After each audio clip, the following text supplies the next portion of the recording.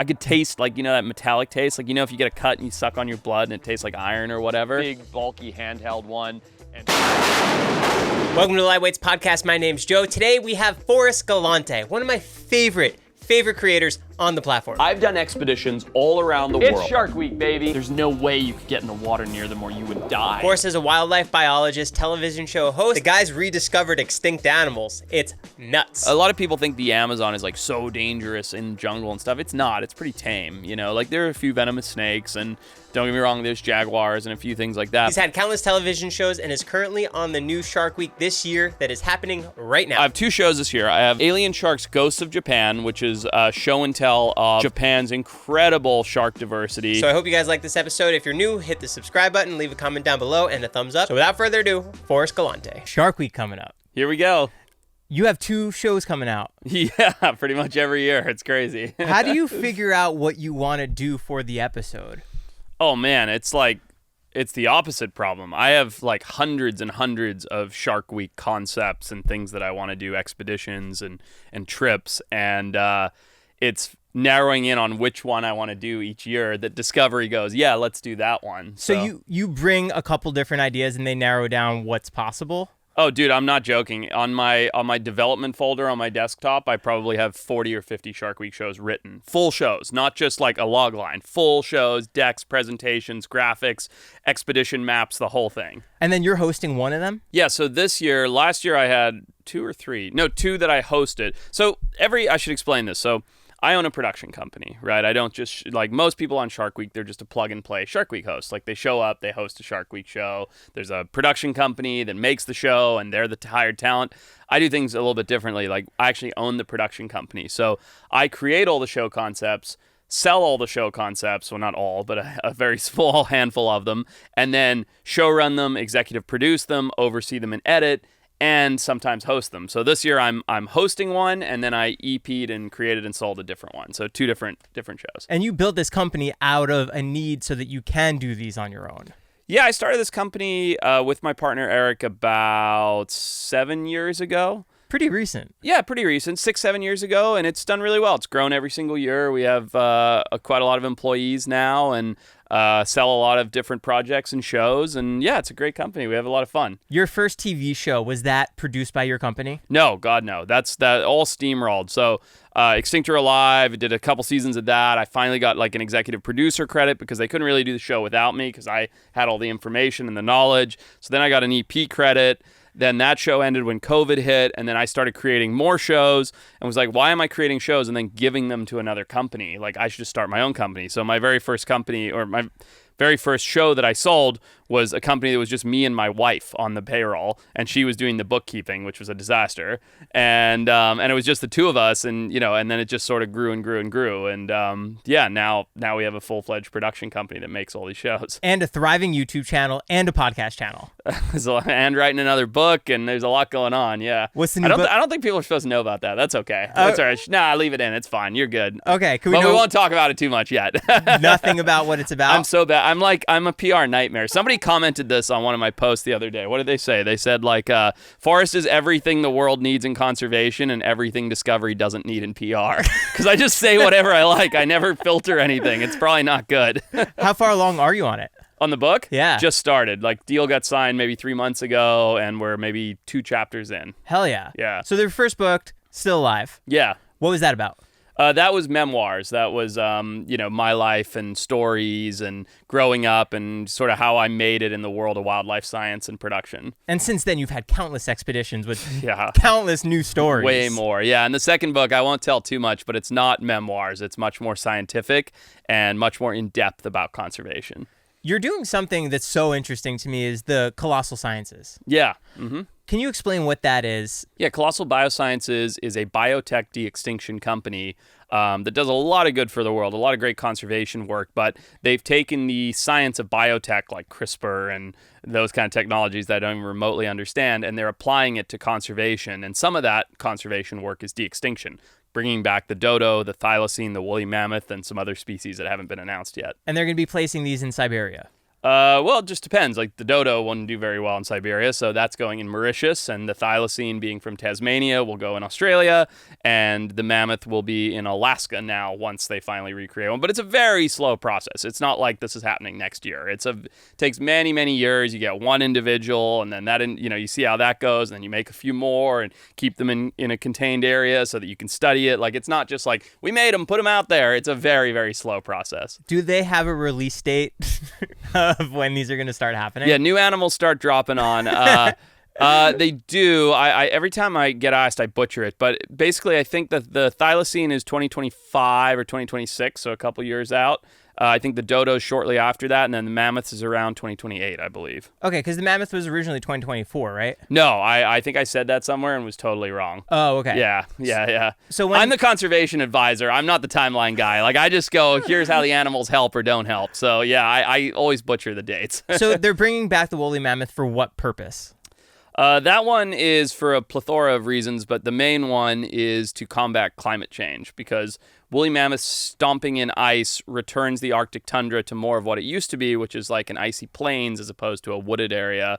And it's complicated. You can read about it, but long story short, by them knocking over trees and crushing down the snowpack, which creates like an igloo, a warming effect, that can cool the Earth up to 6 degrees, which is a lot. Which slows down the melting of the permafrost, which is what's releasing so many carbon emissions into the atmosphere in the Arctic. So it's a whole cyclical thing that helps combat global warming. What kind of benefit does the company get out of that? They will make billions and billions of dollars in carbon offset credits if they're successful. What is that? Government type of funding? Or what is offset credits? Carbon offset credit is if you can prove that you are combating the amount of carbon emissions that we're putting into the air, then you get paid a credit. And so, yeah, it's I don't know. I don't think it's government. It's more like global. Interesting. Yeah, I actually don't really know who pays out carbon offset credits, to be honest. But it's not a nonprofit type of altruistic thing. It's a very much so profitable endeavor if handled correctly. For someone in your position, how does that make you feel that all this is happening? It's great. I mean, I'm a conservation advisor. I get to work on de-extinction, which is my field. I get to work in biology and on the sciences. I get to consult for that company. I get to do my Shark Weeks. I get to do all this different stuff. It's great. What's it going to be like for you when you actually get to touch a woolly mammoth? Pretty cool. And I'll be amongst the first people, assuming all things go well. So, yeah, pretty cool. Animal like that, it's kind of like Jurassic Park where some pieces of the DNA are missing. Yeah. Why are some pieces missing? Because they're fragmented because those animals have been extinct for a long time. And woolly mammoths, not that long, right? 10 to 30,000 years ago, we had woolly mammoths. So, but their DNA is still fragmented because we only have samples. We don't have living woolly mammoths. So fortunately, Indian elephants are like 99.9% related to woolly mammoths. So we can make up those fragments pretty easily. So when something dies, just the DNA automatically, some pieces just fall apart? Yeah, it starts to degrade. Yeah. So what are they using to pull that original DNA? Bones? Bones, tusks, hairs, everything. There's all kinds of woolly mammoth stuff out there. That guy in Alaska, I forget their John Reeves? Yeah, John Reeves, yeah, but I'm trying to remember his Instagram handle. Doesn't really matter. That's always pulling all the really cool stuff out of the mountains. Like he's got every piece of mammoth there is, basically. Have you ever been there? No, but him and I have spoken a lot about going up there. I just have to find the time. What would you do in your perfect world? Would you do a whole show out there? No, I just go dig up some bones. I just want to hang out. I don't care about doing a show. I just want to hang out and dig up a tusk. That would be amazing. Do some trout fishing while I'm at it. With your expertise, why do you think there's such an abundance of animal carcasses there? Better question for John than me, but there's obviously something there about the way the earth moves or the sedimentary layer, or maybe there was, I really don't know. I mean, there's something there that obviously preserved all the bones. Maybe it was a giant bog that was anoxic, so it didn't decompose things as well. I don't really know, but I bet John does. What's a bog? A bog, it's an area, it's like a wetland that doesn't have oxygen transfer within the water. It's like kind of lifeless. How do you know all this? I don't know. Just doesn't everybody? No, we don't. Seems pretty standard to me. I don't know. Yeah, I guess you're right. Have you been doing much spearfishing recently? Not too much. I went out like Thursday of last week, shot a nice sea bass, which was good. That's kind of the only time I've dove in California lately, but I dove a lot in Florida on Dead Zone, which is one of our 2 shows coming out next week, and obviously a ton in Japan. And yeah, I've been diving on travel, just not a lot of spearing lately. Just enough to feed the family. Where in Florida were you filming? Jupiter. Oh, okay. That's where I went. Yeah, it's great. Jupiter Scary. Ledge. There's a lot of sharks there. A lot. Yeah. You don't get worried about what's underneath out there? No, I mean, for the most part, I know what's underneath. It's the animals I'm looking for. It's much harder to get close to them than it is to get bitten by them. Did anything happen while you were filming that was dangerous? I guess it depends on your definition of dangerous. Forrest. I mean, I would say no. Like we had the bull sharks get pretty fired up a couple times. I had to kind of push them off a little bit, and they came in close. And you know, every now and then you see their eyes roll back, or the silky sharks tend to be kind of. Sorry, I'm staring off into nowhere. The silky sharks tend to be kind of like stupid. I don't know if stupid's the right word, but they'll just kind of sneak up behind you and take like a nip. So if you're not paying attention, but nothing particularly dangerous, just messing with sharks, you know. If you put your hand in the wrong spot, it's not going to go well for you. But as long as you're paying attention, it's fine. When I swim with Shark Week, that's who I swim with, the silky sharks. Yeah. So the bulls are a lot worse. Right. Yeah. What do you think is the most dangerous shark to be around out in the wild? I mean, statistically, it's probably the white shark, but I mean, bull sharks have the highest testosterone. Makos are pretty unpredictable. Tiger sharks can definitely fool you. I guess it just sort of depends on the situation. I don't think there is one species that's the most dangerous. It's very situational. It's never the shark that you see that creates the problem. It's the shark that you don't see. It's the one that sneaks up and gets you all of a sudden. When you go out there, are you wearing the metal... Neptunics? No. The chainmail? No. It's way too heavy. It's great stuff. Great company. I love those guys. I wear their hat on every Shark Week because it's got the great little shark symbol. But no, I don't wear any chainmail. You're just out there free diving? Yeah, or scuba diving or whatever I need to be. Just in a wetsuit. Let's say you're swimming with crocodiles now. Yeah. Does that feel like it's a little more unpredictable than swimming with sharks? Crocodiles are a lot worse. Yeah, anybody watching this or listening, you can swim with pretty much any shark. Not any shark because situationally, but any species of shark. You can get in the water. I mean, you can't go on Instagram without seeing, what's her name, Ocean Ramsey, next to a great white shark, right? But crocodiles are a different story. American crocodiles you can do in certain situations. Alligators are pretty okay. Nile crocodiles and saltwater crocodiles, you just can't really swim with them. There's a couple guys that do it in Botswana and Australia. I think it's even illegal in Australia. I was in the water with a salty in Papua New Guinea, and it was a juvenile, and it was still kind of sketchy. And then Nile crocodiles, every time people start trying to swim with them in the Okavango, you just end up with another accident. It seems to happen every single time. What makes it so dangerous? They're just so unpredictable?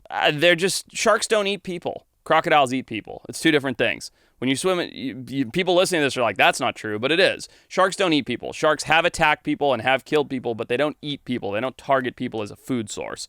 Crocodiles do. Nile crocodiles and saltwater crocodiles eat people. They're one of only 4 animals in the world that actively hunt human beings. So you're prey swimming with the predator. It's just a mistake. That's different to being with a shark. A shark doesn't actively eat a person. They've made mistakes, they've killed people, but they're not trying to eat people. So it's an entirely different dynamic. When you swim with crocodiles, are you looking around at your surroundings, making sure that nothing's sneaking up behind you? I mean, you have to be, but it's a double-edged sword because you have to focus on the animal in front of you, and you can't drop that focus. But at the same time, if another animal's sneaking up behind you, then you're in big trouble. So you have to be and you can't be moving erratically because if you move erratically, that's terrible. So you have to figure out how to balance focus on the creature in front of you, plus make sure you're watching your surroundings. The best thing to do is work with someone that you trust, and you guys are kind of like back to back the whole time watching each other. I'll do that. It's fun. It's really fun. Last time we spoke, you wanted to work with polar bears. Yeah, going in September. Where? To Manitoba with Churchill Wild. It's a group out of Manitoba that I've been talking with for about a year now. And we've come up with a plan, and we're going to go do polar bears on foot in Manitoba. What is polar bears on foot? Tracking them on foot. So not in a vehicle or anything like that, like not like the boring safari style, but like actually on foot working with polar bears. And how close do you get to them? Guess we'll see. Haven't done it yet. Forrest. I think you get pretty close. I mean, you got to be, up downwind of them and make smart choices, but I think you can get pretty close. Has your team worked with them before? None of us, no. It's only me and one guy going. It's a small group, and we're going to do it just very low profile, like not try and make a big noise, big mess. So it's just me and my buddy Mitch, and we're just going to go figure it out. Where is this going to be filmed for? I don't even know if it will. Oh, you wouldn't even do it We'll for your probably YouTube? put it on YouTube. We will. We'll probably film it for YouTube. But the point is to learn interactions with polar bears so that we can do more in the future. I mean, I'm sure, I shouldn't say probably. I'm sure we'll end up filming some stuff and putting it on YouTube, but I don't know what that is yet. Our goal is just to work with the polar bears. Are you keeping what you're doing with these networks in case they want to buy anything from you? No. You're kind of just doing it? I sell a lot of shows, like with our production company, and sometimes there's appetite for presenter-led wildlife shows. Currently, there isn't. Nobody's buying that. You don't, if you flip on cable, which nobody has, you don't see presenter-led wildlife shows, right? You don't see my style shows. You don't see Jeff Corwin's or Steve Irwin's anymore. You just don't see that. So there's not much appetite for it. So I do these things. I started YouTube a year ago, which is really fun and going pretty well. And I do them for YouTube. I do them for myself. I do them for biological reasons. And if there's a situation in which a network will pay for me to go and do field tasks that aren't nonsense, which a lot of the times the network wants nonsense, it's showy, I'll do it for the audience type of Yeah, things. I mean, they just bullshit, Like, I remember the very first show I ever got approached was a bear dating show. Like, I was supposed to be this host about... it wasn't bears dating, but somehow the bears had something. I don't know. It was just like the dumbest thing I'd ever heard in my life. And I was like, no, that's just awful. So like, I will never do something like that. I just do the projects that I like. It's such a tricky balance for you because your reputation's on the line there. Always at everything I do. And unlike in many fields, if you're a Kardashian, right, you sit in a nail salon on your cell phone, like not even looking at the camera. And yeah, they have critics or whatever, but there's no reputational damage. There's no situation in which they're going to get called like animal abuse or anything like that, right? Like they're not, but in the sciences and wildlife sciences, you have to be careful every step of the way because there's so many critics and everybody, especially in the sciences, thinks that their way of doing things is better. So they love to like knock you down and tell you you're doing it wrong. But I used to care a lot about that because I was like, oh, I don't want to offend anybody. I don't want to upset other scientists. I don't want to upset other shark biologists, whatever. I don't really give a shit anymore. Like, I do things my way. I do what I think is ethically right and morally right. And 99.999% of the time, that is what's right for the animal, And yeah, there's always going to be critics, so who cares? What's your thoughts on Steve Irwin and what he did with that for animals? Love Steve Irwin. Hero to everybody in my field, in my generation. His show would never have happened today. Right, he was an animal fiddler, basically. Like, he just caught and fiddled with animals for the fun. Like, there was no purpose to it, right? So it never would have flied today. PETA would have been all over him. They would have been throwing buckets of fake blood on him and stuff.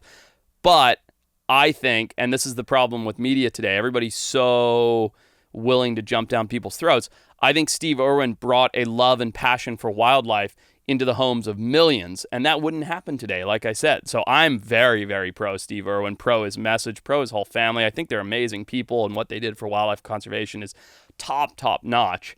It's just funny to think that in today's world, it never would have happened. That's so interesting because I don't see those clips anymore. They're not being reruns or anywhere. Well, it's like, 20 years old now already, When did he die? Like 12, 15 years ago? Yeah. And so, his show's like 20 years old, so... time's moving on. Like those when you look at those clips now, they look dated. I don't mean him and his style. I mean like the camera and the technology. Like that was all shot on VHS, right? Like it looks dated. So you just don't see much of it anymore. What's your thoughts on Jeff Corwin? I don't know the guy. Seems great. I have a friend who's worked with him in Florida from ASC, American Shark Conservancy, something like that. Yeah, that's it. They did some like tagging work and she was like, oh, Jeff's awesome. Like he's a super nice guy. He's great. So heard good things, but I've never met him. Growing up, I loved his shows. You big fan? Huge. Yeah, that's cool. Yeah, he was the man. Yeah, that's cool. I like him. He seems like a nice guy. I like all those guys. My thought on all that stuff is if you are promoting a love of wildlife and conservation, you're a good person. How does someone move an entire herd of elephants? How do you plan that? How do you schedule that? How do you get the team together? Did we talk about that? I don't remember. Did we talk about that last time? No, we didn't. Oh, that's funny. Oh, man, not easily. I'll tell you that much. Not easily. So that one was an interesting situation. And so to elaborate for your listeners, I did a show called Mysterious Creatures. And Mysterious Creatures was my first series after COVID. And the premise of the show, when I pitched it, was to combat human-wildlife conflict. It wasn't to make it about mysterious creatures. And of course, the network, being salacious, wanted it to be about cryptids and lore and all the bullshit ooga booga stuff that I hate. And so we had to walk that line and make that balance. And it was pretty fun. It was a good show in the end. Long story made very short, I got a call from an old friend, Ivan Carter. He's very famous in where I'm from in Zimbabwe, in Africa. I've known him since I was 6 years old. And he goes, "Oh, Forrest, things aren't good in Mozambique. There's this big herd of elephant, and a couple days ago, they ran through a village, killed a pregnant lady and her 3-year-old. They're a rogue elephant. They're all pissed off because they're getting shot at and they're hit by poachers and they're trying to share a water source with this village. It's not going well, and the Mozambique government's going to put them down." I was like, "Yeah, I've heard that story before. Like, why are you calling me to tell me this?" And he's like, "Well, here's the thing. In amongst that herd is a magnificent tusker, like 100-pounder, like a really, really spectacular giant bull elephant. One of few left in the world like that today." And I was like, "Fuck." And he's like, "Yeah, and they're going to kill them all." He's like, "Unless we get X number of dollars," which was a big number of dollars, "in which case we can work together on building a team to do a move." And I was like, "Fuck, that's a lot of dollars, mate." And he's like, "It is, but the Mozambique solution is a 60-cent bullet, right?" And he's like, "Those are the options." And I was like, "Shit, how much time do I have?" He's like, "About 3 weeks." I was like, "Fuck, all right." So I signed my deal with Discovery to sell mysterious creatures, and I poured like 2/3 of the funds from that series into this elephant move. So I put the majority of the money. We made $0 on that show, poured it all into this elephant move, and then had to make the other shows super cheap with like 3 camera guys and everything else. You can't tell. You watch the production and they all look like $1 million each episode. But we ended up allocating most of our resources from that show into this one thing. Where'd you move them from and to? We moved them from Maputo area, which is the capital of Mozambique. Like, they were just running around there, like sort of by Maputo Special Reserve, which is kind of like, it's not really a reserve, like people live in it and stuff, to Zanav National Park, which needed elephants because since the war they hadn't had any elephants. So how many miles is that? Oh, like 400. It's not close. And you're just in a car driving by them? No, I mean, we darted them all. It was 45 personnel, 3 helicopters, 4 semi-trucks, 15 like SUVs, 4 vet staff, myself. Like, we put the whole thing together. It was a big to-do. And so we darted them all, put them all to sleep, put them on the conveyor belts, moved them into the containments, woke them up in the giant containers that we build, transported them for 3 days or 2 days of driving, got to Zanav, opened the gates, and let them out. It was a big to-do. When you're doing something like this in the middle of it all, how are you maintaining focus that everything's going right? Because I feel like so many things can go wrong. Yeah, I mean, we nearly killed our buddy JQ on that one. So, things can definitely go wrong. Is he okay? Yeah, he's fine, but he was millimeters from being dead. I mean, you just have to stay focused. Like, we're there to do a mission. We're there to save elephants. Anything that happens is typically human error. You know, like, we're the ones fucking around, and we're going to find out if we mess up. So, it's on us to not mess up, and you just have to be focused. And you don't sleep. That's the thing people don't understand. On projects like that, you don't sleep for a week. And I'm not saying that lightly. I'm not like, oh, we only slept 5 hours a night. You sleep like, if the car's moving for a few hours, you like put your head down and sleep. And then something's happening and you're up and you're working. And like, you're going to bed at 4 or 5 in the morning and you hear elephants trumpeting at 7 and you're up and you're chasing them, and you're getting the helicopters fueled up, and like, you don't sleep for weeks, and then you come home and just collapse. You get sick, you get run down, you lose weight, like the whole thing, you just collapse. They're big projects. How are the elephants doing now? Great. Yeah, we didn't lose any elephants. Nothing bad happened. Thank God. JQ. Oh, if we had lost an elephant, we would have been fucking just destroyed. But no, nothing bad happened. So this elephant kicked this door down that's basically probably weighed about a ton because these are elephant doors, and it got caught on a latch, but it was about to crush JQ when the elephant kicked the door down, but it got caught on this latch and spun to the side and just missed him. So yeah, he didn't die, so it was just that close, literally. Everything worked out. I feel like you've had a lot of close calls on these expeditions because you're out in the middle of the jungle, you're out in the middle of nowhere, and all these things can come and happen. Yeah, I mean, I guess it depends what you consider a close call. If something bad doesn't happen, I don't really consider it a close call. We've been chased, we've been shot at, I've had some venomous snake stuff. We've had some stuff happen. You got bit by venomous snakes? I've been bitten by venomous snakes a couple times, but nothing too gnarly, except when I rubbed the venom in my eyes after Australia. That was a bit scary. Did you need anti-venom?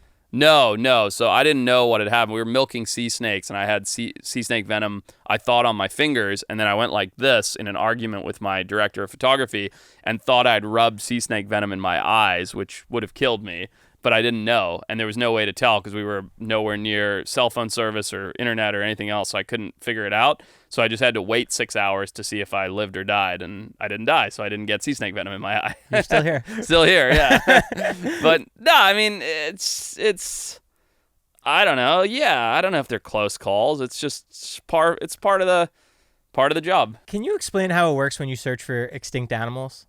Yeah, I don't do that as much anymore. I still do a little bit of the research side of things, but it's years of research, months of prep and planning, and then like weeks in the field. So you just talk to a lot of people, log all the sightings, read all the research, figure out who declared something extinct, where, when, why, how, what was the reasoning, and then what are the variables that indicate that this creature could still be extant and not eradicated, and then launch an expedition. And usually you have to go really hard and really far because the reason somebody else didn't find it is because they didn't spend enough time looking or hard enough. So how do you get the funding for it? That's part of the show. Used to be, yeah, because I mean, that was Animal Planet isn't even a thing anymore, but that used to be funded by Animal Planet. They're not a thing anymore? I think it's still on TV, but they haven't had a new show in like 3 or 4 years. Like they're basically done. Right. Yeah, they just play reruns and sell ads, I think. Do you think the new move for a lot of biologists in your position is to do your own thing, kind of on YouTube? Well, I don't think there's a lot of biologists in my position because most biologists are biologists. I'm like a science communicator TV guy now, right? But yeah, I think if the question you're asking is how do you communicate wildlife science in today's world, I think social media and YouTube is the way to do it. Right. TV's not a good format currently. Nobody has. Do you have cable?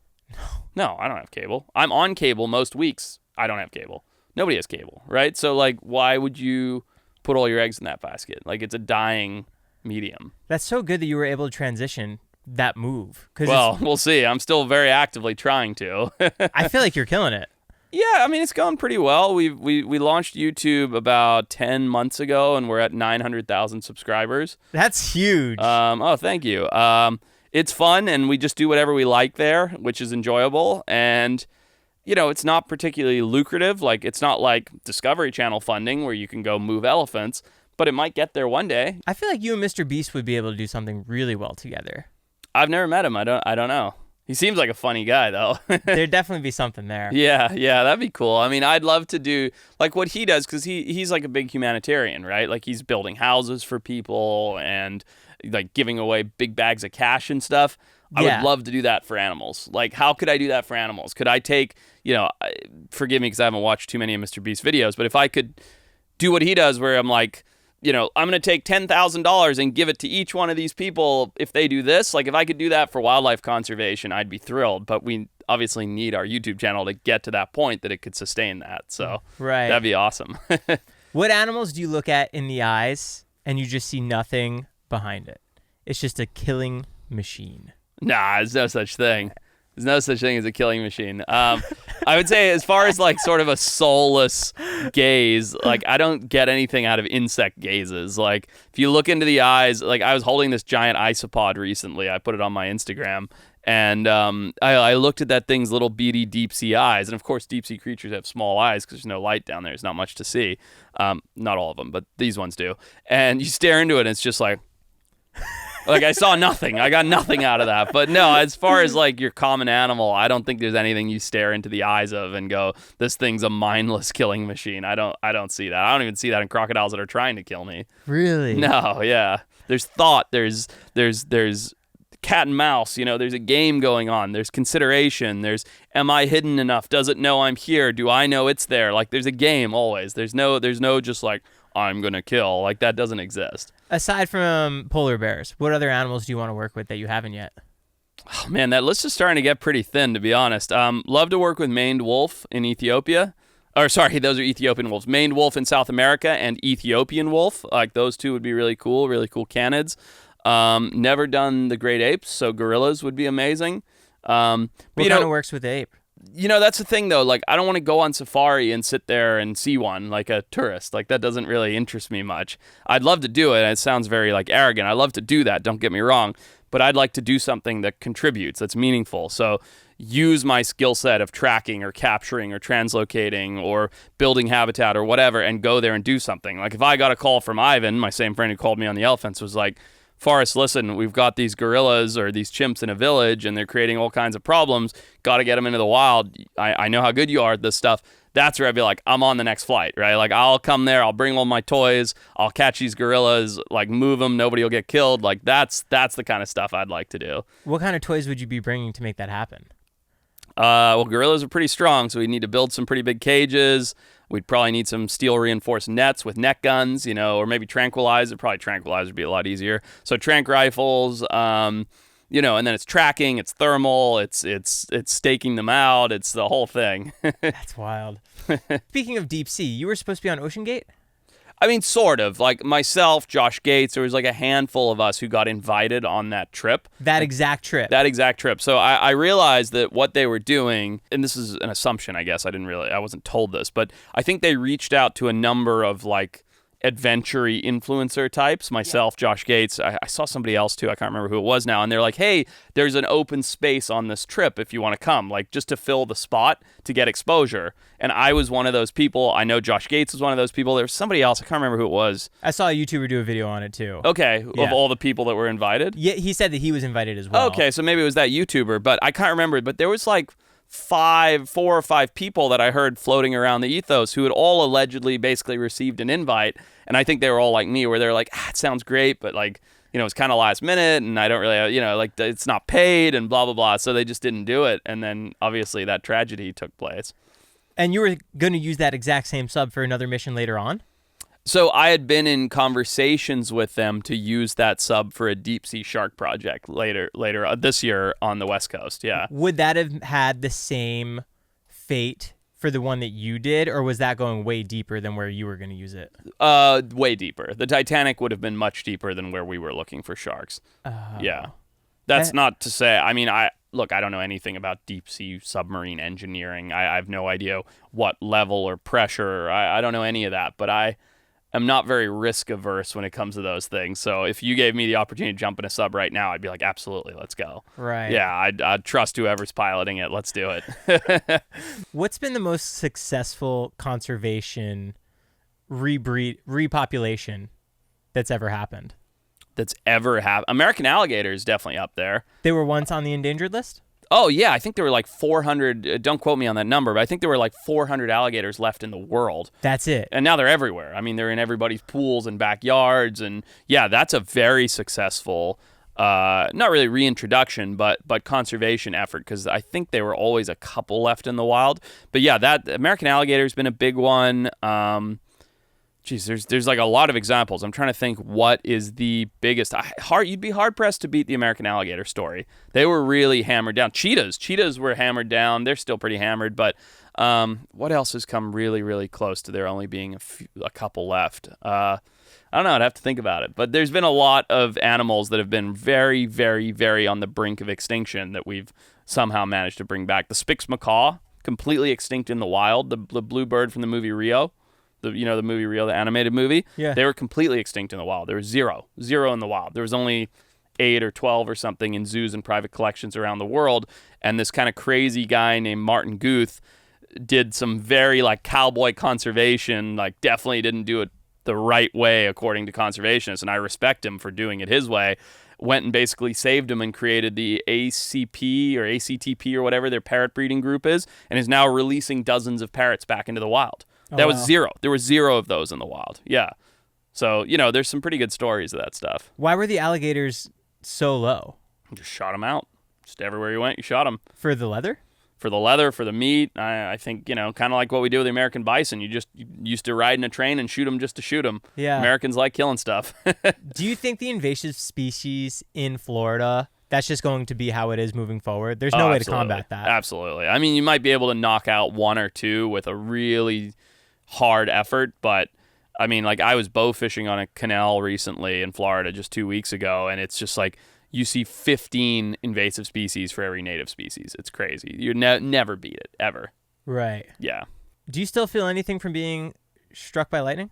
No. That lasted just a couple days, and I was back to normal. And you felt metal in your teeth? I could taste, like, that metallic taste. Like, if you get a cut and you suck on your blood and it tastes like iron or whatever. Yeah. Like that. It tasted like that for a while. Like, I can't remember now if it was 2 or 3 or 4 days, but, like, my food tasted like shit. I was like, everything tasted all tinny and metally. Do you go to the doctor for that just to make sure everything's okay? I didn't, no. Were you supposed to? Probably. I've never been to the doctor as an adult. My wife actually just yelled at me about it and made me a doctor's appointment. I've been to the emergency room. I've had surgery, all of that. I've never been to a doctor as an adult. No blood work, no nothing. Never in my life. When's that happening?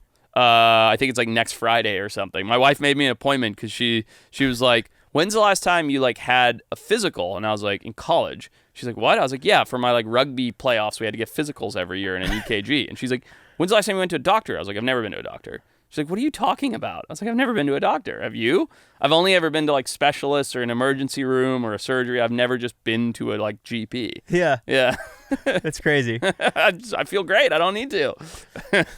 We'll see. I think we should talk about this again in 2 weeks. It might not be good. The follow-up coming soon. Yeah, the follow-up might not be good.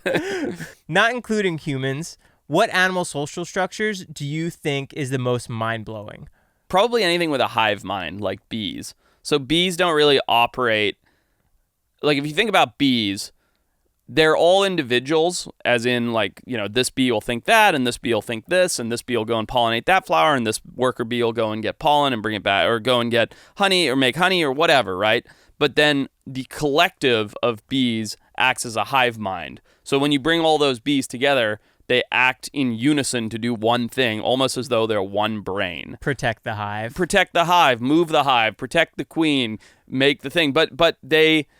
have shown that bees can communicate in a way that we don't even understand. It's like telepathic communication because all the bees do one thing without any kind of signaling. They act as a hive mind. So that sort of sense of thinking is something that we as human beings will never understand. We'll never grasp that. Like what it's like if you and I were just sitting here plus 10,000 of our friends and all had the same thought to do the same thing at the same time for the betterment of our group. But not because we talked about it or hashed it out or had conversation. We just had that thought to do that thing. And then everybody, all of us at the same time raised our right hand to do something and all moved our left hand across our body or whatever. I'm making that up, right? But we all did the same actions in unison as a single mind, as if you and I shared the same brain plus 10,000 of our friends. Right. Yeah. That's hard to understand. What's your thoughts on the movement for orcas not to be held in captivity anymore? All those things, those things are such a gray area, Joe, because I'm very opinionated. You know that, obviously. But these things come with positives and negatives. Is it positive that orcas will never be held in captivity again? Yeah. Orcas should be out in the wild. They're an amazing, intelligent, incredible apex creature that belong in the ocean. But how many kids went to SeaWorld and looked at Shamu and fell in love with orcas and decided to be a marine biologist that now are not going to get to because they don't have the funds or the means or the abilities to go out on a boat or go on a trip to Mexico or the Pacific Northwest to see orcas in the wild. That's not what everybody gets to do. You know what I mean? Are you seeing that transition of less people taking active action like that? I think people care about things less in general. And I think that is pertaining to wildlife. And I think firsthand exposure to creatures, like going to the zoo, going to SeaWorld, or going out in the wild and seeing them, is what allows people to fall in love with things. And for a kid from age 5 to go, when I grow up, I'm going to study orcas. And if that same kid never gets to go to SeaWorld and get splashed in the face by Shamu, he might just end up being a banker, right? And that's a bummer for wildlife because... yeah, well, it sucks that like Shamu suffered sitting in his tank for his whole life. If the kid that went and visited Shamu ends up saving orcas for the world, right, or saving populations of orcas or studying them, contributing to their science, it's kind of worth it in the long run. You know what I mean? And so it's it's all very complicated. It's not black and white. And all those people that are like, no animals in captivity, that's wrong. And all those people that are like, we should all have animals, including Joe Exotic tigers in our backyard, that's also wrong. You know what I mean? Like, there's a very like gray area pendulous thing where there is a balance, but it's a case by case basis. Like, hyper intelligent creatures that require tons of space shouldn't be in captivity. It's terrible for their psyche and their well-being. But if you need to inspire a cheetah biologist or a lion biologist or an orca biologist or a polar bear biologist, you kind of need to have them so that people can have those interactions. Because otherwise, looking at it on social media or watching Planet Earth, you might as well be watching Avatar. You know what I mean? You might want to grow up and study blue people instead of polar bears because it's not the same. Like, you're not connecting to it like you are when you see it in person. Growing up, watching Steve Irwin and Jeff Corwin made me want to be part of that and like learn more about it. Sure. But watching Planet Earth now is just like you're watching a show. It's a documentary. That's beautiful. Yeah, it's incredible, but it doesn't really make you want to do anything about it. No, I don't think so. Yeah. Being on the front lines of conservation, do you feel like it's taking a little bit of a dip in terms of popularity, in terms of people favoring it for one of the main issues? It's a good question. I haven't really thought about it. I look at it through rose-colored lenses because all of the people that I surround myself with and work with are in the same field, right? Like, my colleagues are conservationists. So I haven't noticed a dip, and I think that on social media and stuff, you see a lot of like young herpetologists and marine biologists and stuff like blowing up and getting pretty popular. So I think there's still interest there. I don't know. I don't know the answer. I don't know if it's taken a dip. I hope not. I sure hope not, because we need it now more than ever. Yeah. Yeah. I feel like they need more of those shows on these big streaming networks. Well, these things are all cyclical, Joe. So, like right before COVID, there was a bunch of presenter-led wildlife shows, and there were a bunch of channels doing well with wildlife stuff. And then for some reason they phased out, right? Now it's all like this, salacious stuff. And in a while, somebody's going to greenlight a new show that's a wildlife show, and it's going to do really well. And then all the other networks are going to go, we want our version of that. And they're all going to buy wildlife shows, and the cycle will come back around. So, you just have to, as far as conservation goes, you just have to kind of keep pushing until that cycle comes back around. Do you have any expeditions coming up that you're really excited about? Oh, yeah, always. I mean, the polar bear thing's a big one. That's going to be crazy. Do you need me to come? I wish I could take more than one person. I really do. Yeah, that's going to be great in September. I've got a thing in Vanuatu in November. Vanuatu's been very high on my bucket list for a long time. Incredible looking nation. So that'll be really cool. Super remote North Islands of Vanuatu. What happens there? Animal stuff or? We're doing a little bit of everything, to be honest. There's some tribal stuff. There's some animal stuff. A lot of diving, a lot of fishing. Some of the reefs are supposed to be some of the most pristine in the world. Absolutely incredible. Big dogtooth tuna and stuff like that. There's cool stuff on the islands like megapode birds, which are volcano birds. And then, so that'll be incredible. Just tropical paradise kind of thing. And then in January, I'll be in Colombia, which I've been to Colombia a handful of times. I love Colombia. So that's always a treat to get back into the jungles down there. So, yeah, there's some fun stuff coming up. The Amazon of Colombia? We will be on the edge of the Amazon. Yeah. And what are you guys going to be doing there? Can't talk about it, I'm afraid. It's for one of these TV channels, so I can't really say too much at this point. But it's an animal-based expedition? It is, yeah. Always. Everything I do is animal-based. What do you think is the wildest part about the Amazon to you? The wildest part about the Amazon? I mean, I love all the aquatic creatures in the Amazon. A lot of people think the Amazon is like so dangerous in the jungle and stuff. It's not. It's pretty tame, Like there are a few venomous snakes, and don't get me wrong, there's jaguars and a few things like that. But overall, it's like pretty tame, pretty safe. Like you can, as a human being, you can walk by yourself through the Amazon. You can't do that through the savannas of Africa, right? Like it's pretty tame. You think you can survive there for a week by yourself there? In the Amazon? Yeah. I think I could survive there indefinitely. Really? There's tons of food, tons of resources, tons of wildlife. Yeah, it's great. Amazon's amazing. Naked and Afraid Part 2. Yeah, but in the water in the Amazon is fascinating, right? Candiru, little parasitic catfish and giant fish and caiman and mata turtles and podocnemus, which are Amazon river turtles and piranhas, and like the aquatic, the freshwater life, the ichthyology in the Amazon is pretty spectacular. I think that's my favorite part of it. When you prepare for going into that and you get your shots and everything, does that prevent you from a lot of those parasites from entering your body? Because how do you... Oh, no. No, I get lots of stuff.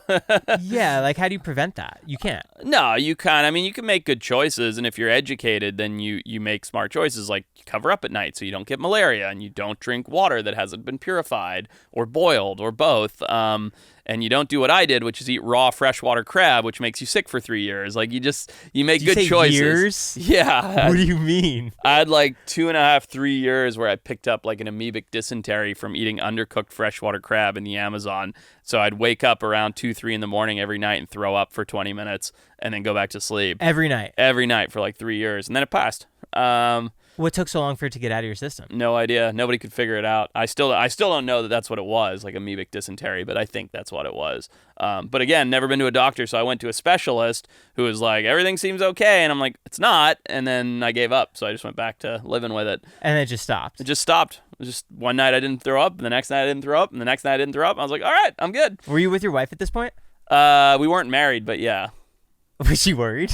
A little. Yeah. That's crazy. So Shark Week's coming up. What can people expect from the 2 shows? Yeah, 2 really fun shows. Actually, I have some Shark Week stuff for you. You ready? Yes. Okay, so I'll give these to you as I explain.